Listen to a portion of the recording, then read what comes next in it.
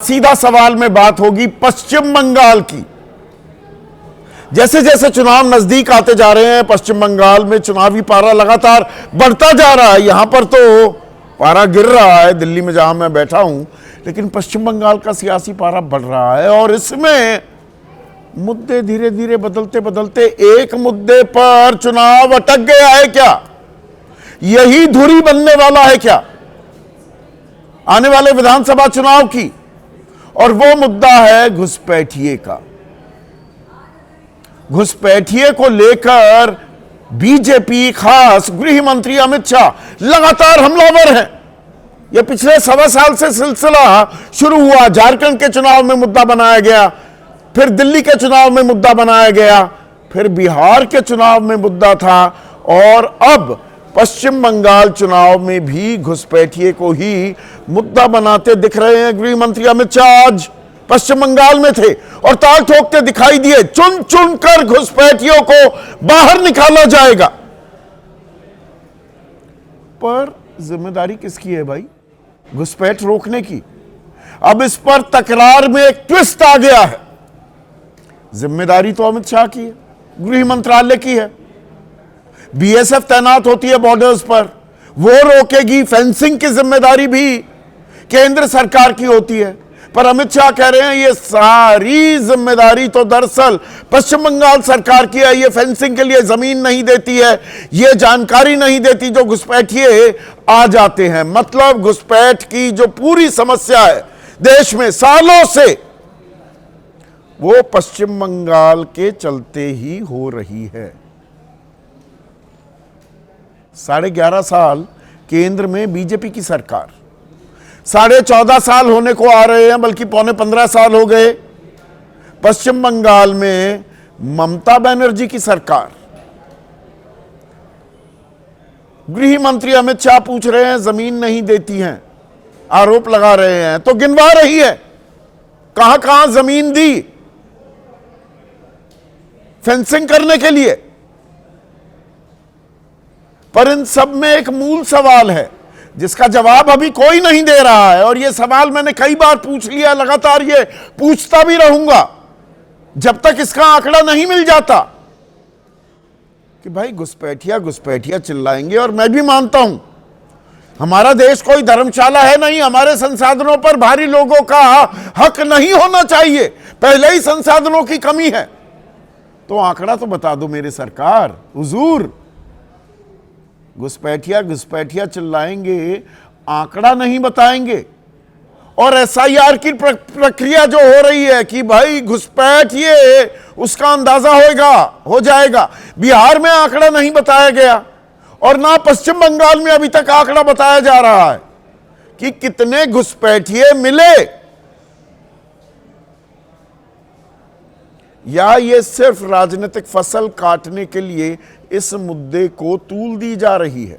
Detention centre बन रहे हैं। सुप्रीम कोर्ट ने इसी साल पूछा था, साल की शुरुआत में, अरे डिटेंशन सेंटर बनवा लेते हो, उस पर पैसे खर्च होते हैं, फिर वहां ये बाहरियों को, घुसपैठियों को रोक लेते हो, वहां पर उनको खाना पीना खिलाते हो, पैसे खर्च होते हैं, वापस कितने भेजते हो?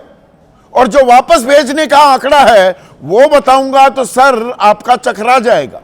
ऐसे में आपकी राय क्या है? आपके सुझाव और आपके सवाल, जो अब सीधा सवाल के अहम हिस्सा बन चुके हैं, उनका रहेगा इंतजार।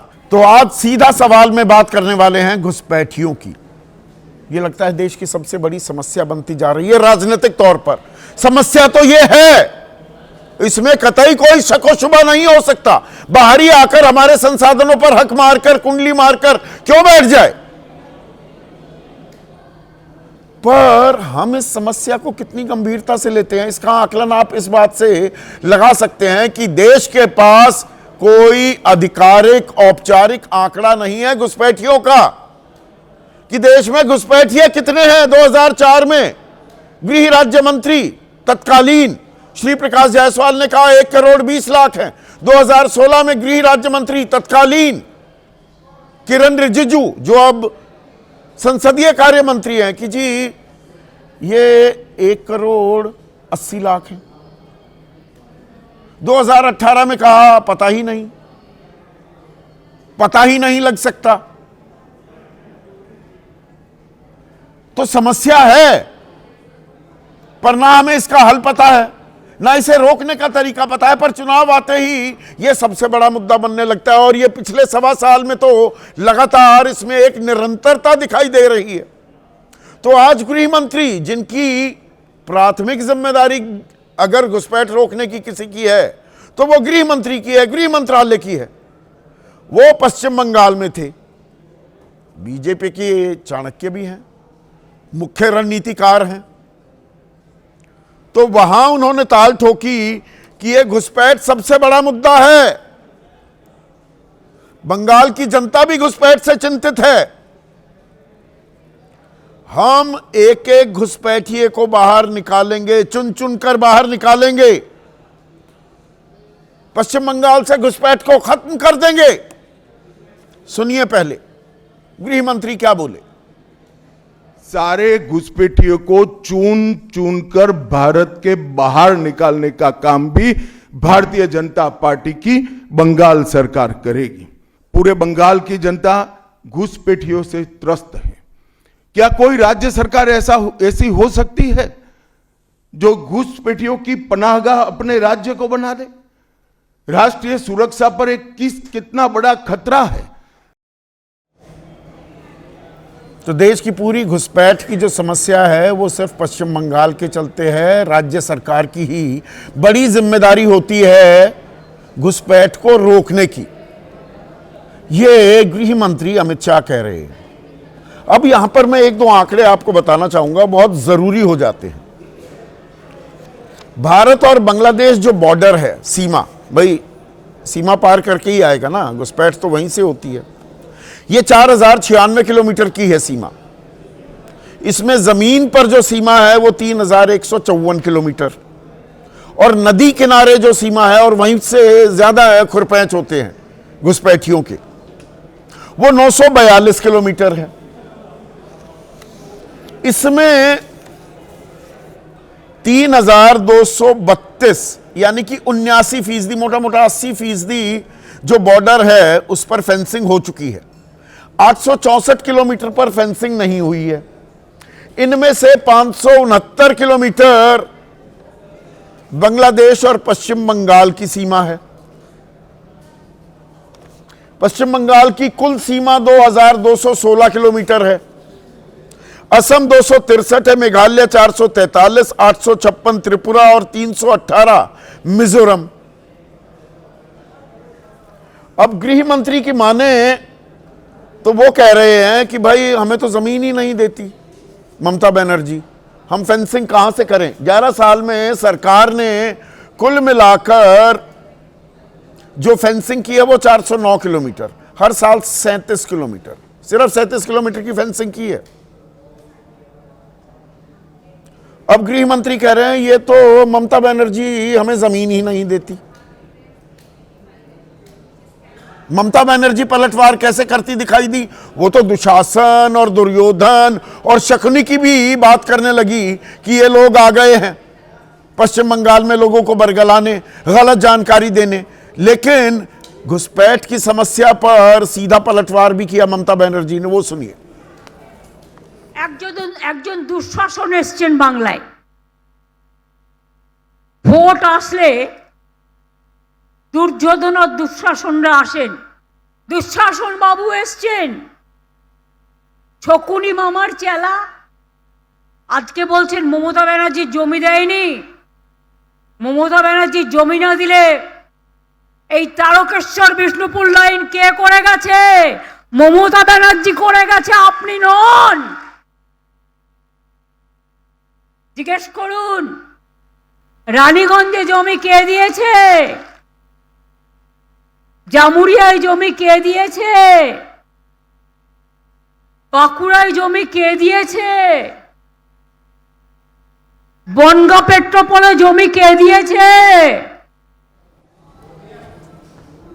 तो ये बंगाली में भाषण दे रही थी। पश्चिम बंगाल में यही भाषा समझ में आती है लोगों को। हालांकि आजकल देश में तो हाल ये हो गया है, कोई बंगाली मिलता दिख जाए तो उसको मार भी दिया जाता है जान से, बांग्लादेशी समझकर। इस पर भी पीड़ा जाहिर की ममता बनर्जी ने। लेकिन जो वो कह रही हैं कि बिष्णुपुर में जमीन किसने दी, रानीगंज, जामुरिया, बांकुड़ा, पेट्रापोल, तो ये आंकड़े खुलकर सामने क्यों नहीं आते हैं? इन सवालों के जवाब क्यों नहीं मिलते हैं, या सवाल पूछे ही नहीं जाते? और इक्का दुक्का रिपोर्टर सवाल पूछ भी लेता है तो जवाब क्या दिया जाता है? रिपोर्टर ने सवाल पूछा गृह मंत्री से, गृह मंत्री ने क्या जवाब दिया, सुनिए, गौर कीजिए। आपने सबसे पहले ही घुसपैठियों की बात की है, जो सबसे बड़ा मुद्दा देश के लिए भी है। जो सवाल आपने किया है उस पे प्रतिक्रिया ये मिलती है कि बीएसएफ तो केंद्र के अधीन है, आखिर ये विरोधाभास तुम कहाँ भाभी जी को याद करते थे? मैंने पहले ही जवाब दे दिया। बीएसएफ जब तक फेंसिंग नहीं होती है तब तक बीएसएफ सुरक्षा नहीं कर सकती है। बीएसएफ को भूमि देनी पड़ेगी फेंसिंग के लिए भारत सरकार को। मेरे स्तर पर मैंने 7 पत्र लिखे ममता बनर्जी को। तो मतलब गृह मंत्री की बात माने तो जब तक फेंसिंग नहीं होगी बीएसएफ कुछ नहीं कर सकती, वो वैसे ही खड़ी है वहां पर। हथियारबंद जो हमारे सैनिक हैं वो रोक नहीं सकते। और दरअसल इसमें कदमताल जरूरी है या राजनीतिक आरोप प्रत्यारोप? और इसी में बात आ जाती है घुसपैठियों के आंकड़े की। आंकड़ा तो बता नहीं रहे, आधिकारिक तौर पर केंद्र सरकार ये आंकड़े ही नहीं जारी कर रही है ही नहीं।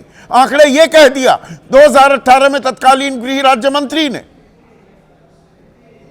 लेकिन जिनकी पहचान भी हो रही है, पहचान तो की जा सकती है ना, देश में आए, चलिए पश्चिम बंगाल नहीं कर रहा पहचान, बाकी 27 राज्य हैं, 9 और केंद्र शासित प्रदेश हैं, तो वहां पर कितने घुसपैठियों को वापस भेजा गया?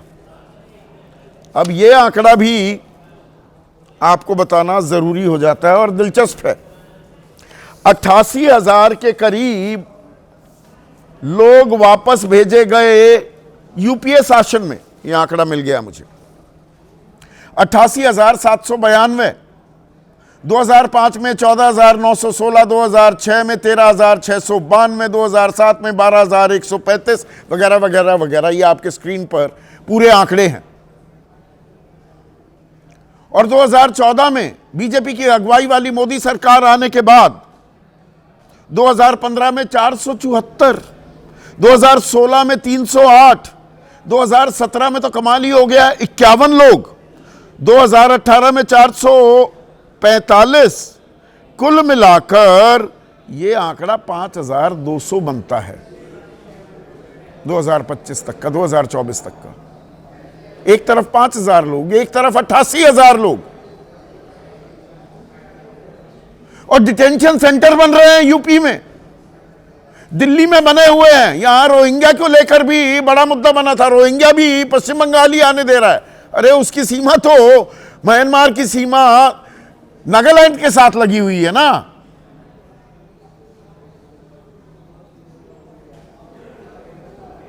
तो ये क्या ईमानदारी से एक कोशिश की जा रही है या घुसपैठिया एक मुद्दा बनाया जा रहा है? यह बस एक चुनावी मुद्दा है। कितने रोहिंग्या, कितने बांग्लादेशी वापस भेजे गए दिल्ली से? यूपी में अब शिनाख्त हो रही है। 8.25 साल से सरकार किसकी है? उत्तर प्रदेश में डबल इंजन सरकार है। यहां कौन रोक रहा था? और इन सब में एक और बात सामने आ जाती है। बिहार का तो चुनाव भी हो गया, एसआईआर की प्रक्रिया वहां मुकम्मल हो गई। पहले चुनाव आयोग अब नहीं बोलता है, पहले कहा गया घुसपैठियों की पहचान करना भी एक वजह है। शुद्धतम मतदाता सूची होनी चाहिए। घुसपैठिए कितने हैं ये तो नहीं बताया। और पश्चिम बंगाल का भी आंकड़ा आ गया है, 58 लाख वोटरों के नाम हट गए हैं। 7 करोड़ 66 लाख मतदाता थे, एसआईआर के बाद 7 करोड़ 8 लाख रह गए। तो इनमें घुसपैठिए कितने हैं ये तो बताया ही नहीं। वो पहले बीएलओ आत्महत्या कर रहे थे या उनकी मौत हो रही थी, अब तो यहां पर 31 लाख ऐसे वोटर लापता। वोटर बता रहा है चुनाव आयोग कि भाई 2002 की मतदाता सूची में आपका नाम नहीं था, अपनी पहचान मुकम्मल कराइए। तो पिछले कुछ दिनों में क्या हुआ है, इसकी एक वानगी भी आपके सामने मैं पेश कर देता हूं। लोग आत्महत्याएं कर रहे हैं। पुरलिया में दुर्जन माझी 82 साल के रेलवे ट्रैक पर खड़े हो गए, वो ट्रेन के आगे आगे आत्महत्या कर ली। वो एसआईआर की सुनवाई में पेश होने के कुछ घंटों पहले ही आत्महत्या की। घबराया हुआ 82 साल का आदमी की मेरी पहचान पर ही सवाल हो गया, मैं नागरिक हूं या नहीं हूं। और नाम पर गौर कीजिएगा, अभी दूसरा नाम बता रहा हूं, वो तो जमात अली। नोटिस मिलने के कुछ ही घंटों बाद मौत हो गई, हावड़ा वासी थे। लेकिन पहला दुर्जन माझी, दूसरे को अभी भूल जाइए थोड़ी देर के लिए, जहरलाल महतो। सुनवाई में शामिल होने के महज 2 दिन बाद दिल का दौरा पड़ गया। 8 महीने की गर्भवती महिला सुप्रिया मंडल बेहोश हो गई कतार में। पहचान साबित करने के लिए कहा जा रहा है। निखिल चंद्र सरकार 96 साल के खड़े नहीं हो पा रहे थे, कतार में खड़े कर दिया गया, क्योंकि जिला अधिकारी के पास यही क्लैरिटी नहीं थी कि भाई चुनाव आयोग ने, अब चुनाव आयोग ये कह रहा है कि हमने तो बता दिया था जिला प्रशासन को, जो 85 साल से ऊपर वाले हैं, वृद्ध हैं, जो बीमार हैं, घर जाकर उनसे तफ्तीश कराइए। पर संदेशा ही नहीं गया। 96 साल के बुजुर्ग खड़े हैं कतार में। और मुक्ति बाला प्रमाणिक 90 साल की, उनका परिवार उन्हें लेकर आया। ये सारे घुसपैठिए हैं। ऐसे में आज का सीधा सवाल, पश्चिम बंगाल में सियासत भारी, घुसपैठ रोकना किसकी जिम्मेदारी? असल सवाल तो यहां है ना। और घुसपैठिया चिल्लाएंगे, आंकड़ा नहीं बताएंगे।